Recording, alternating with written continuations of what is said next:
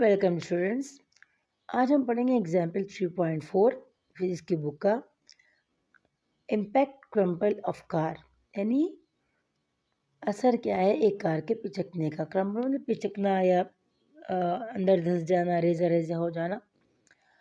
अब यहाँ पर स्टूडेंट्स आपको एग्जाम्पल दिए गए, सवाल आपको दिया है to improve the safety of motorist, यानी सेफ्टी को इम्प्रूव करने के लिए जो मोटरिस्ट की modern car are built so the front end crumple upon impact. तो मॉडर्न कार्स को ऐसा बनाया गया है कि उसको बनाते हुए उसको क्रम किया जाता है उसका इम्पैक्ट देखने के लिए। अब यहाँ पर आपको एक कार दी गई है, इसका वज़न जो है 1200 kilogram car is travelling a constant velocity of 15 metre पर सेकंड ईस्ट, यानी एक गाड़ी जिसकी वज़न जो है वो 1200 किलोग्राम है और उसकी जो वेलोसिटी है 15 मीटर पर सेकंड है, वो आराम से ईस्ट की तरफ जा रही है। It hits N immovable wall. अब उसके सामने एक इमूवेबल वॉल आ जाती है, यानी कि वो वॉल जो हरकत नहीं करती। And comes to complete stop in 0.25 second, और वो उस दीवार की वजह से 0.25 सेकेंड में आकर रुक जाती है। आपको यहाँ पर मालूम क्या करना है, तो ए में आपको मालूम करना है what is the average force exerted on the car, कि उस गाड़ी पर कितनी फोर्स लगी उसको रोकने के लिए। एंड सेकेंड आपको ये मालूम करना है स्टूडेंट्स यहाँ पर कि what would be the average net force exert on the car if it had a rich bumper, कि कितनी एवरेज स्पीड की एवरेज फोर्स की ज़रूरत होगी अगर उसका जो बम्पर है वो रिच है। And frame that stop the car in 0.04 second, और इसका जो बम्पर और फ्रेम जो है वो रिच है, यानी सामने से जो है वो थोड़ा सा रिच है, खुरदरा है। That stop the car in 0.040 second, अगर गाड़ी 0.40 सेकेंड में रुक जाए, यानी बहुत जल्दी रुक जाए, एकदम सडन से रुक जाए। तो यहाँ पर स्टूडेंट आपको दिया हुआ है कि भाई ये गाड़ी है, सही है, वो जा रही है आराम से अपने रास्ते में बगैर किसी को तंग किए हुए। उसका जो वजन है गाड़ी का वो 1200 किलोग्राम है। वेलोसिटी आपको जो है वो दी है 15 मीटर पर सेकेंड। ईस्ट की तरफ वो जा रही है, लेकिन अचानक सामने से उसकी एक दीवार आ जाती है। अब वो कंप्लीट रुकती है 0.25 सेकेंड में। अब आपको यहाँ पर दो वैल्यूज़ मालूम करनी, पहली कि भाई कितनी फोर्स उस पर लगी गाड़ी पर उसको रोकने के लिए। दूसरा कि अगर वो गाड़ी 0.04 सेकंड में रुकती है तो उस पर कितनी फोर्स आपको लगानी है। दोनों में आपको फोर्स ही मालूम करनी है। अब हमने यहाँ पर लिया 1200 किलोग्राम।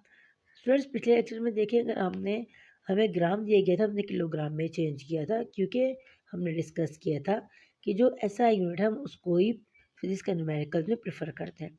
अब यहाँ पर ऑलरेडी किलोग्राम है तो उसको हम चेंज नहीं करेंगे। अब यहाँ पर इनिशियल वेलोसिटी जो है वी आई 15 है। अब फाइनल वेलोसिटी हमें दी तो नहीं सवाल में, तो यहाँ पर ज़ीरो कैसे आएगा स्टूडेंट्स। तो आप तो माशाल्लाह बहुत चालाक हो, आपको पता होगा कि ज़ीरो फाइनल वेलोसिटी इसलिए आया कि गाड़ी जो थी वो रुक गई। देखा स्टॉप, बार बार यहाँ पर आया कि भाई गाड़ी क्या हो गई, ये रुक गई तो फाइनल वेलोसिटी इसकी ज़ीरो हो गई। टाइम इंटरवल डिफॉर्मिंग के लिए, सही, जो पहला उसका जो टाइम इंटरवल था वो 0.25 सेकेंड, और रिच के लिए 0.40। आपको मालूम क्या करना स्टूडेंट, तो आपको एवरेज नेट फॉर डिफॉर्मिंग की मालूम करनी और रिच की मालूम करनी है उसकी। आइए इसको हल करते स्टूडेंट्स। तो by Newton second law in term of momentum, तो हमने पहले इस फार्मूले को डिस्कस कर चुके हैं कि भाई ये किससे वाला फार्मूला, आप पिछले लेक्चर में देख के इसको मज़ीद समझ सकते हैं। अब यहाँ पर फार्मूला दिया students, F is equal to M V F minus V I upon delta T. आपने जस्ट यहाँ पर वैल्यूज को पुट कर देना है।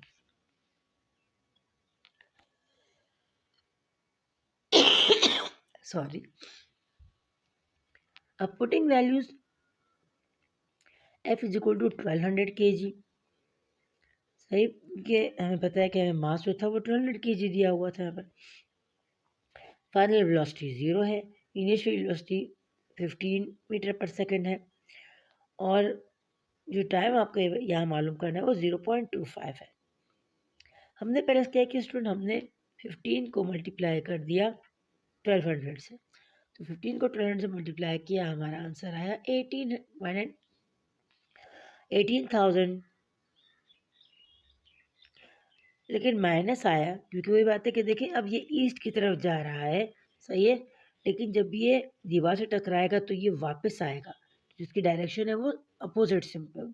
तो यहाँ पे न्यूटन का थर्ड लॉ भी आता है, action and reaction equal in direction, sorry equal in magnitude but opposite in direction. जितनी तेजी से वो दीवार के साथ अंदर घुसेगा, सही है, तो उतने ही तेजी से वो वापस आएगा। अच्छा, अब स्टूडेंट्स हमने क्या किया, हमने 18,000 को यहाँ पर हमने डिवाइड कर दिया 0.25 से, हमने डिवाइड किया, तो यहाँ पर देख सकते हैं स्टूडेंट हमारा आंसर है 72,000 किलोग्राम मीटर पर सेकेंड स्क्वायर। अब यहाँ पर स्टूडेंट्स आप एक बात मुझे बताएं कि भाई पहले ऊपर 1800 था, सॉरी 18,000 था, अब 72,000 आ गया, तो डिवाइड करने के बाद तो वैल्यूज़ कम आ जाती हैं, सही है। तो स्टूडेंट्स यहाँ पर दरअसल हुआ क्या, देखिए यहाँ पर हमें दिया हुआ है -18,000, राइटिंग है थोड़ी वो आ रही है, लेकिन आप इसको कर लो ज़रा 0.25। अब हमें पता स्टूडेंट्स कि अगर नीचे से हम डेसिमल का रूल आपने पढ़ा होगा कि अगर नीचे से पॉइंट हटाते हैं हम, तो जितने आपके पास डिजिट्स होंगे उतने ही ज़ीरोज़ को हम ऊपर बढ़ा देंगे। यानी यहाँ पर -18,000 के बजाय हम लिखेंगे -18, 3 ज़ीरोज़ उसके पहले से मौजूद थे और 2 ज़ीरो को हम उसके पास ऐड कर देंगे, तो ये बन गया 1,80,000 बन गया, सही है। हमने उसको डिवाइड किया 25 पर डिवाइड करने के बाद हमारा आंसर 72,000 आ गया, सही, न्यूटन ईस्ट की तरफ। जब देखिए यहाँ पर ये माइनस, अगर आप इन दोनों लाइन में आप देखते हो, यहाँ पर माइनस है, यहाँ भी माइनस, लेकिन यहाँ माइनस नहीं है। यहाँ का माइनस कहाँ चला गया स्टूडेंट्स, तो यहाँ का माइनस जो है, अगर आप गौर करें तो यहाँ ईस्ट लिखा हुआ है, जो कि हमें सवाल में बताया गया था कि वो ईस्ट की तरफ जा रहा है, लेकिन हमें पता है कि वो तो जब दीवार से टकराएगा तो वापस पीछे आएगा, और पीछे आएगा तो सेम तो इसकी मुखालिफ हो जाएगी, और हम नेगेटिव साइन लेते हैं मुखालिफ सेंस के लिए। तो यहाँ पर ईस्ट लिखा हुआ था, तो इसलिए यहाँ पर माइनस भी मौजूद था, लेकिन अगर नीचे आप देखते स्टूडेंट, यहाँ पर डब्ल्यू लिखा है, वेस्ट, यानी ईस्ट का अपोजिट वेस्ट, तो यहाँ पर माइनस साइन हट गया है। तो यहाँ पर आपके पास 72,000 जो है न्यूटन आपके पास जो क़ुव्वत लग रही है वेस्ट में, लेकिन हम इसको अगर स्टैंडर्ड फॉर्म में लिखते हैं स्टूडेंट, तो यहाँ पर स्टैंडर्ड फॉर्म में लिखने के लिए हम सिर्फ एक नंबर जो है वो पॉइंट से पहले लेते हैं, तो हमने इसको यहाँ पर 1 2 3 4 जिसको हमने पॉइंट के बाद कर दिया, तो 7.2 मल्टीप्लाई 10⁴ हमारे पास यहाँ आ गया। अब इस तरह हमें दूसरे का मालूम करना है 0.404 सेकंड वाले को, सेम प्रोसीजर आपने वही करना है स्टूडेंट्स। देखिए यहाँ पर भी आपने फार्मूला लिया, वैल्यूज़ आपने पुट कर दी, सिर्फ नीचे देखिए 0.40, यहाँ पर 25 था और यहाँ पर 40, बाकी सेम मैकेनिज्म आपने करना है। 15 को मल्टीप्लाई कर दिया 1200 से, तो वो 18,000 आ गया। फिर आपने वही काम किया कि अपने पॉइंट को नीचे से हटा दिया, तो ऊपर वहाँ पे जीरोस चले गए, फिर आपने उसको डिवाइड किया, तो हमारा आंसर -45,000, सॉरी 4,50,000 आ गया। लेकिन यहाँ ईस्ट है तो हमारे पास, सॉरी यहाँ पर ईस्ट है तो ईस्ट की वजह से हमारे पास यहाँ पर माइनस का साइन मौजूद है, लेकिन जब वेस्ट हो गया तो माइनस का साइन ऑटोमेटिकली गायब हो गया। तो हमारे पास जो आंसर आया वो आया 4,50,000 वेस्ट, यानी 4.5 इंटरेस्ट पावर 5 न्यूटन वेस्ट। क्यों, क्योंकि स्टूडेंट्स जितना वो सडन रुकेगा उतना ही फोर्स ज़्यादा लगेगी, तो नुकसान भी ज़्यादा होगा। अगर एक गाड़ी वो धीरे आहिस्ता आहिस्ता जा रही किसी दीवार से टकराती है, ऑब्वियसली इतना नुकसान नहीं होगा, लेकिन अगर बहुत स्पीड तेज़ है या टाइम शॉर्ट है, एकदम आकर रुकती है, एकदम टकराती है, ऑब्वियसली नुकसान ज़्यादा होगा, तो उसमें फोर्स ज़्यादा लग रही है। अब the average net force exerted by the wall, तो जो एवरेज फोर्स लगा रही है वॉल ऑन द कार, ए वाली कार पर 7.2 × 10⁴ न्यूटन आया वेस्ट की तरफ।